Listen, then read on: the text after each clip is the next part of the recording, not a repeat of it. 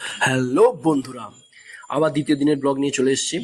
দেখতেই পাচ্ছেন আমাদের সামনে জগদ্ধাত্রী পুজো হচ্ছে এবং আবার সেকেন্ড ব্লগে চলে এলাম।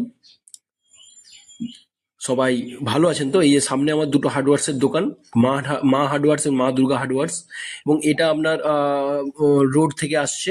আর যারা জানেন সবাই জানেন, প্রায় এখান থেকে আর 2 মিনিট হাঁটলেই আপনি এই গলিটা দিয়ে চলে যাবেন বাস স্ট্যান্ড অথবা আমাদের মেচেদা রেলওয়ে স্টেশন। সো এখন জাস্ট আবার ঘুরে দেখা একই জিনিস দোকানের। তো কিছু ক্লিনিং করে একটু সাফ সাফাই করে নিয়েছি।